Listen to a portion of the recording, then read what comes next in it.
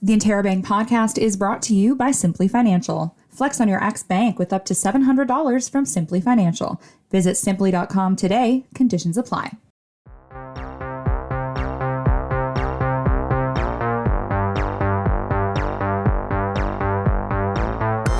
Hello and welcome to the Interrobang podcast. I'm your host, Justin Koehler, and I'm here with Interrobang reporter Ben Harrietha. Ben, how are you doing today?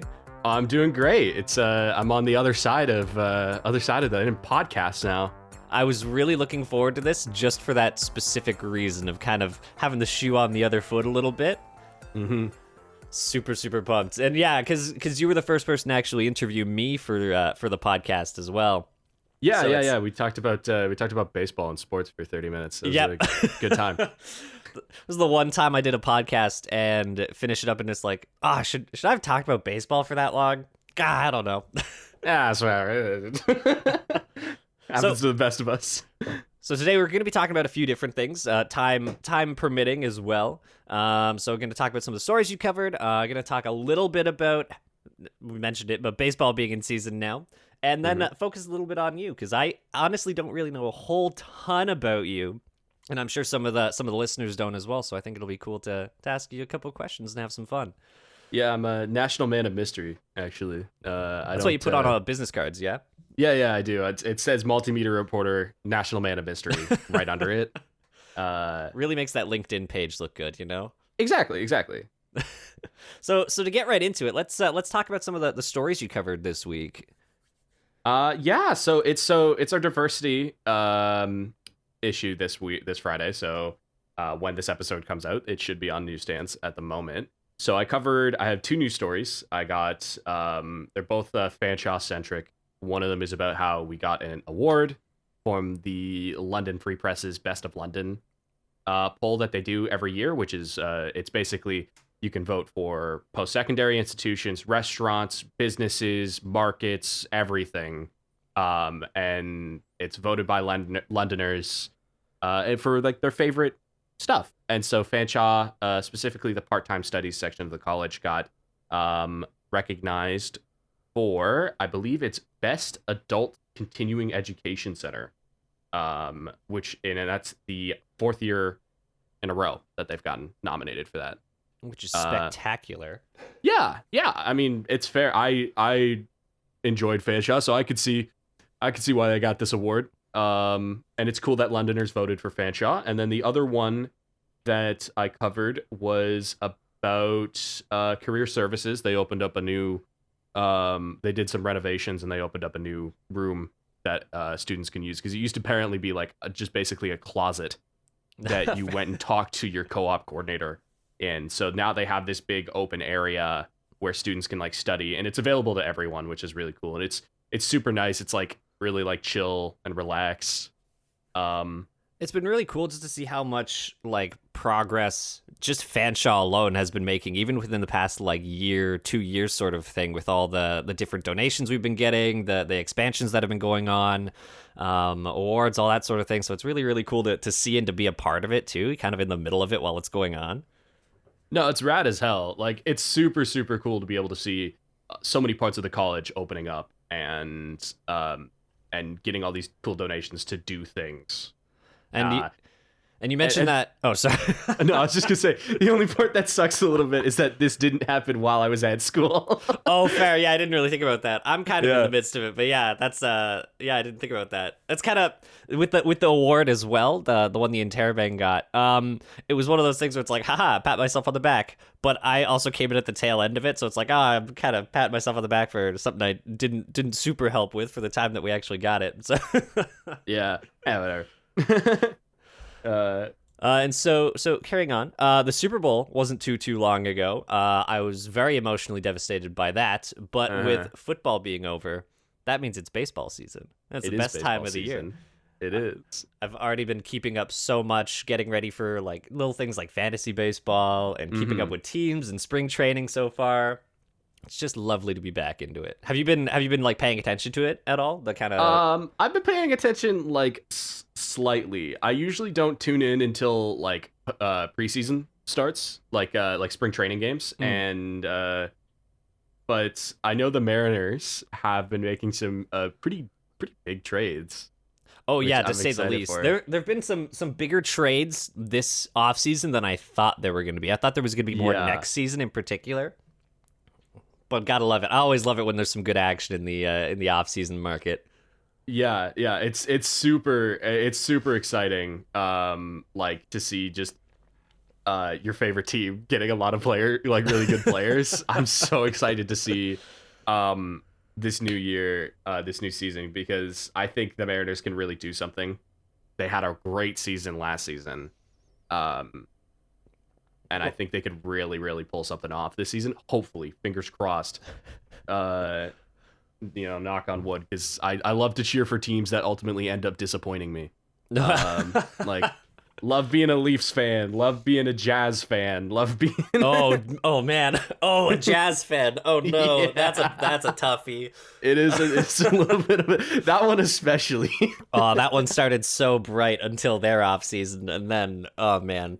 Yeah, that one's been rough to follow.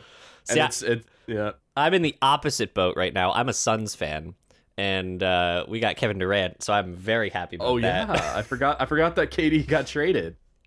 I was very shocked when it came out. I think I woke up sporadically at around 4 a.m.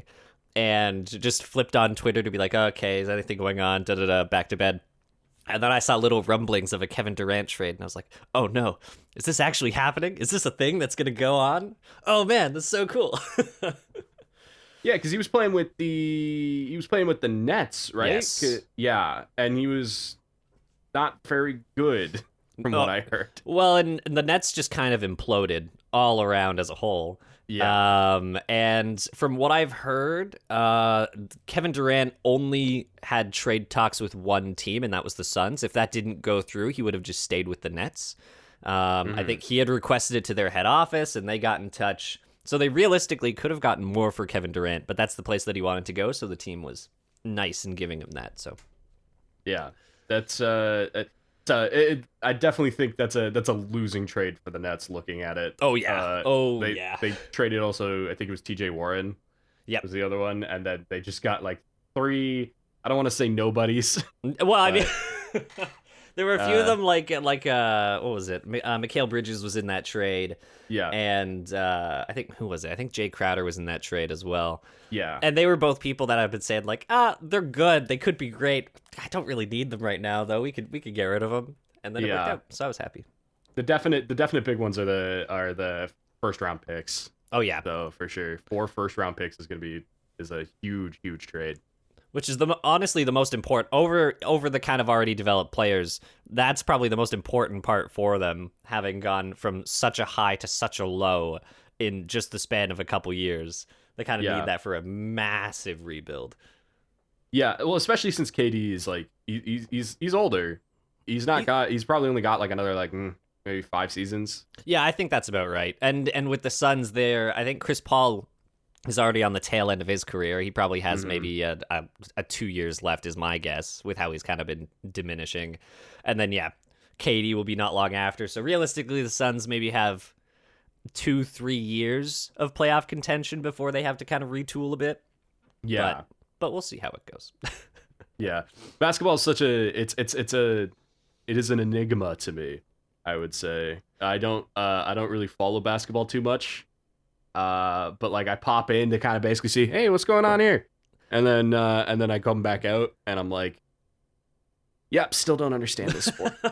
It's one that even I didn't think that I would get into. I only got into it because I really love sneakers and basketball sneakers, and then it's like, if you like sneakers, you kind of seeing all the new ones in basketball games. So then I started watching those. So I kind of like the NBA by association a little bit, which is how I got into it, but.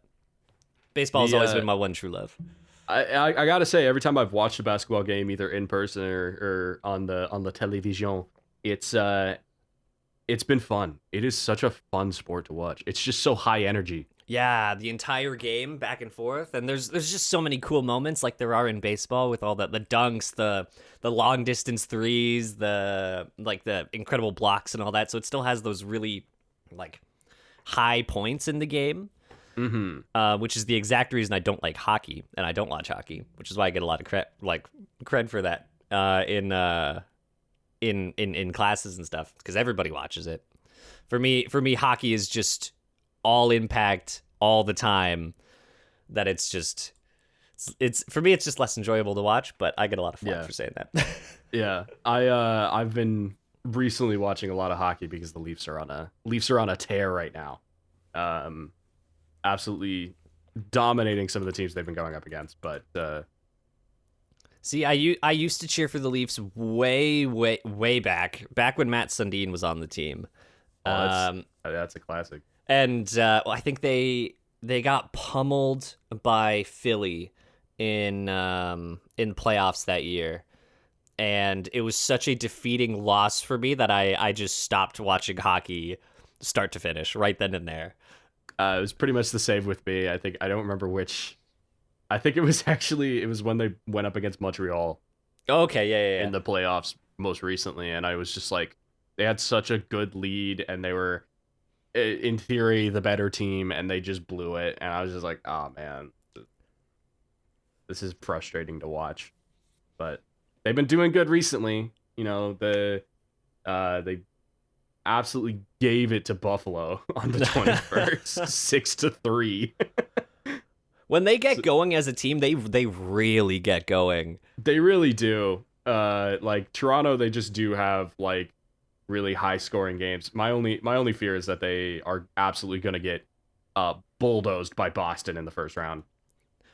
What, Toronto getting bulldozed in the first round? That never happens. That never happens, right? Especially not by Boston, right? No, of course not. That's a total enigma right there. Yeah. It's but because Boston's really good this year, so it'll be interesting.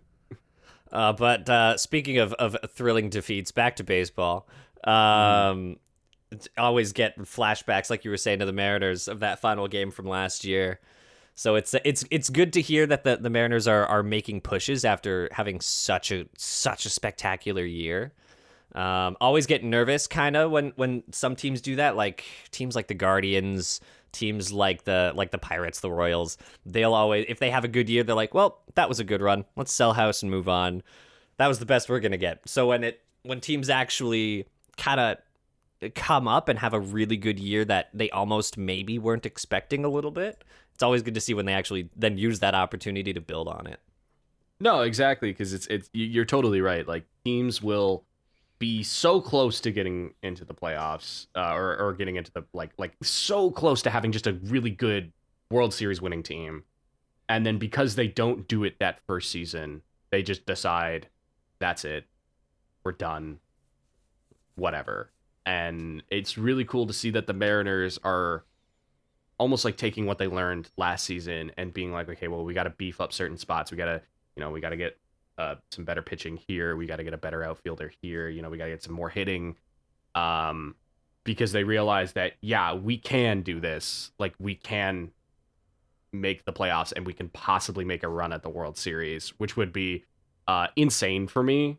I mean, they already broke the drought that has been around for the same amount of time that I have been alive. But it'd be so cool to see, even just see them get to the World Series. I don't even need to see them win. I just want to see them in there. I never need my team to actually win. Yeah, kind of just getting there and like kind of getting to that final stage is a win enough in my books, really. Exactly. It's a shame that the Mariners won't make it because they're going to lose to the Blue Jays in one of the rounds. But yeah, but besides that, I'm sure that'll definitely happen. It's like the Blue Jays have made good moves too. I kind of wanted them to make at least one more, but they got a couple key people that I was actually saying that I wanted throughout the entire offseason, like Dalton Varsho. I was ranting and raving about how much I wanted him for months now. But yeah, I'm looking forward to it. It'll be a really good season. I'm really excited. Yeah, and I love watching baseball, and I finally have time because now that I'm not working shift work, I have a steady 9 to 5. I can actually watch baseball. Yeah, being able to watch baseball and actually enjoy it is spectacular. Yeah, because I'd have to watch it at work on my phone. when I was working at Home Depot, I'd have one of my earbuds in, and then I'd be watching. I'd be like just listening to the game. But now I can actually watch baseball. I'm so excited.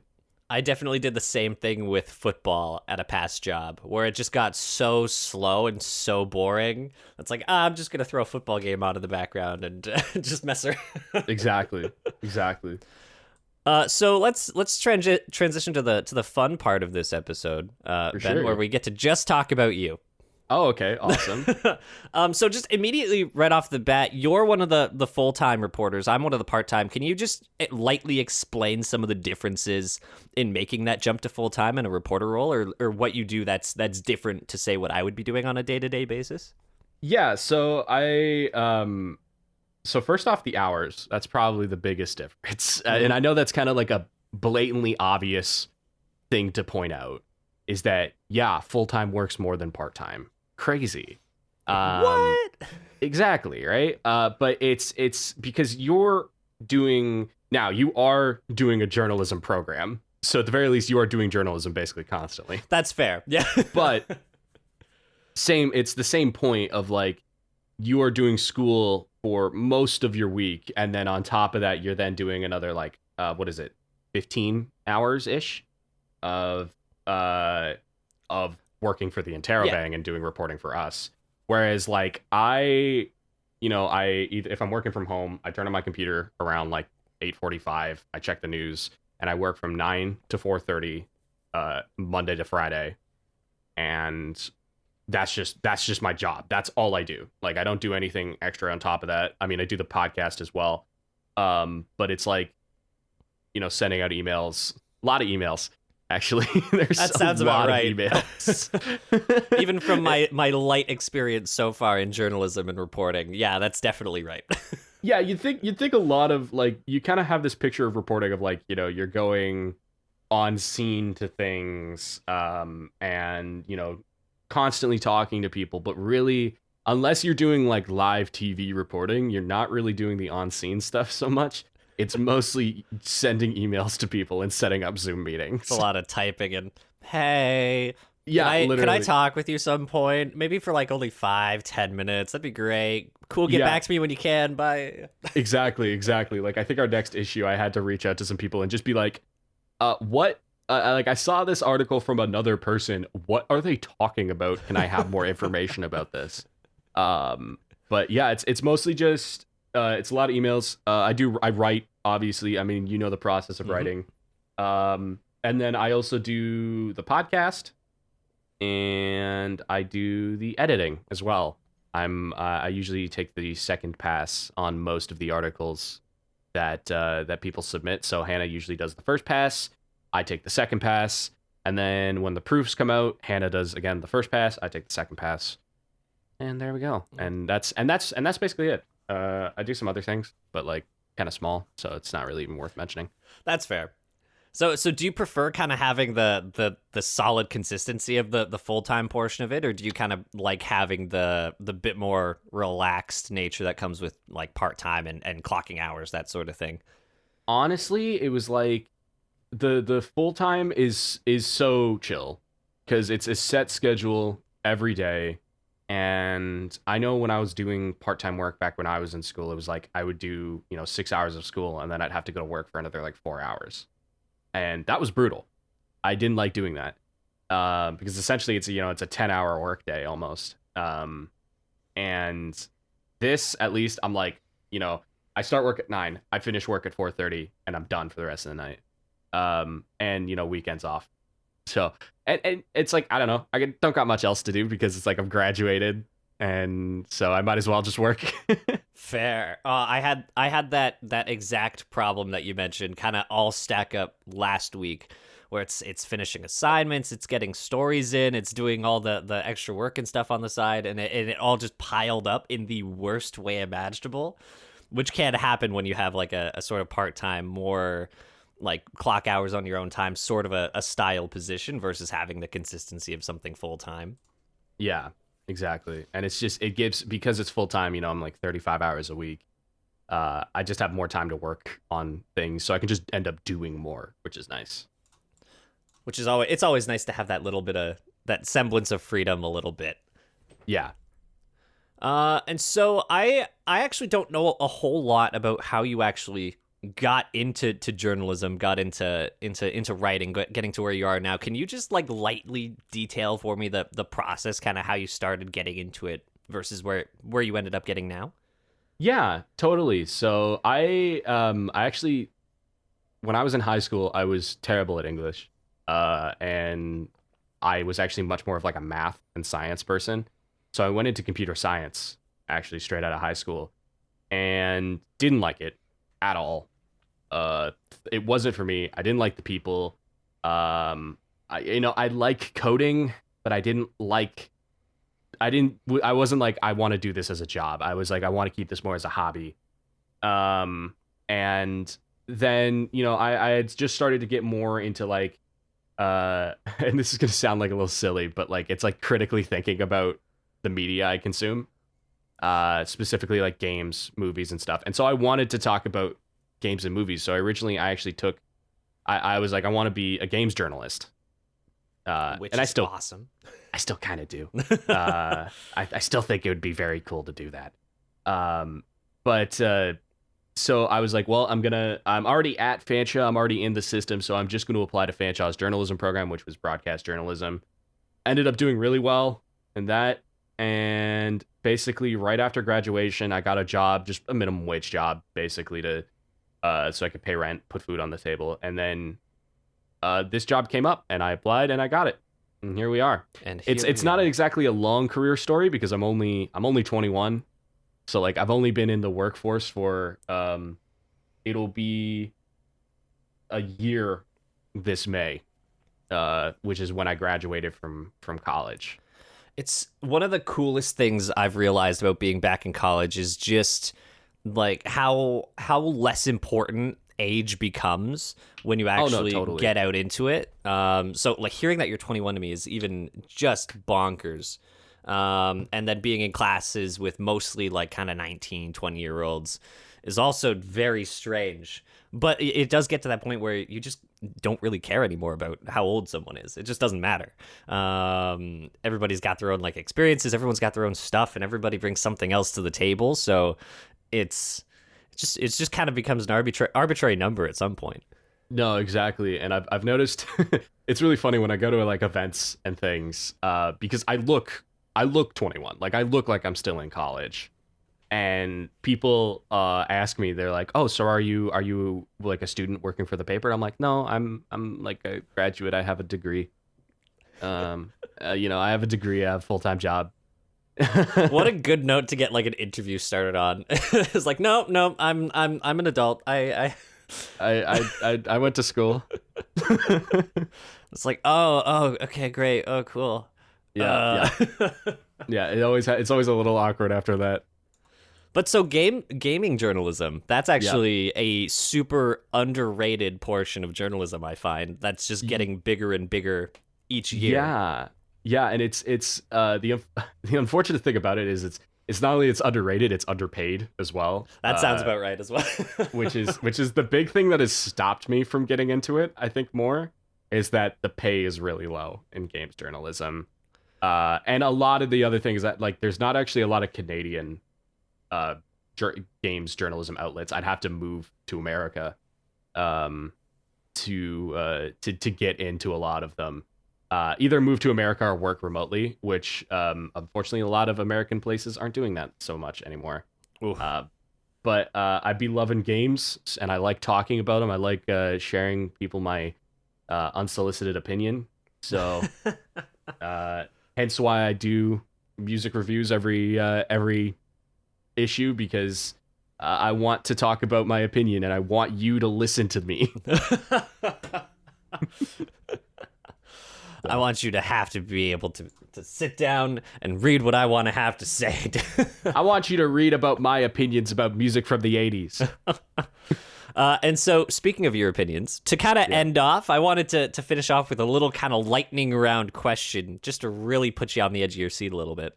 Oh, okay. So a whole bunch of different things. So I just kind of want you to say the first thing that comes into your head for a bunch of these little questions. Okay. Nothing too major. I'm not going to ask you anything too crazy. But I assume one or two of them will be tougher to answer. So just say the first thing that comes to your head for a couple of them. Okay. All right, start off easy. Favorite food? Spaghetti. Sweet, savory, or salty? Savory. Band you're listening to right now? Pup. They're a punk band from Toronto. Oh, I love Canadian bands. Okay. Favorite band of all time? Radiohead. Oh, that was faster than I thought it was going to be. Yeah. Do you dance? Poorly. Mountains or beaches? Beaches. Do you cook? Very much so. What's your favorite dish to cook? Ooh, that's a tough one. That is really a tough one. That's the tougher one? I thought the band was going to be the tougher one. No, because there's so many meals I love cooking. Probably my favorite meal to cook would be probably butter chicken. But also that's because it's like also another one of my favorite foods, but I just think it's a really fun, easy meal to cook. Well, and once you have a favorite food, it then becomes so much cooler when you learn how to make that favorite food as well. The other one is carbonara. People are always super impressed when you bust out a really good chicken carbonara, and it's really easy to make. There's a few that are like that, where people just assume it's tougher to make than it actually is. Yeah, it's one to impress the significant other if you bust that one out. Okay. Anyways, coffee or tea? Tea. Did you mention it? Favorite video game? It's a tie between Metal Gear Solid 3 or Dead Space 2. Oh, those are really good picks. Those are underrated picks too. I don't actually hear those as often as I feel like I should. Yeah. $1,000. What are you buying? New computer components. Good call. Do you play any instruments? I used to play a lot back in high school. I used to play 7 different instruments to varying skills. Right now, I play the bass. That's fair. I just picked up an Armenian duduk, which is a woodwind instrument, and the varying degrees of success definitely can be attributed to that. Anyway, what's the silliest thing you own? What's the silly? I bought recently, actually. Speaking of instruments, I bought a recorder for $1.50 from Goodwill. Oh, that's awesome! Purely because I thought it would be funny. And it came with like this really nice leather case, and so it's hilarious unzipping it and pulling out the recorder. So that's probably it. You need to get like a special case that's professionally lit, so you open it up and it's just like light beckoning forth from it, like the briefcase from Pulp Fiction. Yeah, exactly. Do you believe in ghosts? Yeah. Do you have any tattoos? No, but I'm gonna get one soon. Nice. And to cap it all off, to kind of end it almost a little bit where we started, who do you think's gonna win the World Series? It's got to be the Mariners. Okay, well, I hope it's the Mariners. Anyways, it's thank you for Yankees. listening to another episode of the. But no, that's fair. That's fair. Yeah, I hope it's the Mariners. It's probably going to be the Yankees. No, yeah, unfortunately. That's the long and short of it. Wop wop wop. Wah, wah. All right. Anyways, so that's pretty much it, Ben. I super appreciate your time on the podcast. Hey, thank you for allowing me on to kind of talk a little about myself. I don't get to do that often on these podcasts, so it's been fun. I know some people love it, and some people just despise talking about themselves. So, oh no, I love the sound of my own voice, so I could hear myself talk for ages. Anyways, thank you for listening to another episode of the Red Couch Podcast. As always, you can catch up with every episode on our website or wherever you get your podcasts. Pick up your copy of the Interrobang on newsstands now. Follow us on Twitter, Instagram, and Facebook, and be sure to subscribe to our newsletter to keep up with all things Fanshawe. For the Interrobang, I'm Justin Koehler.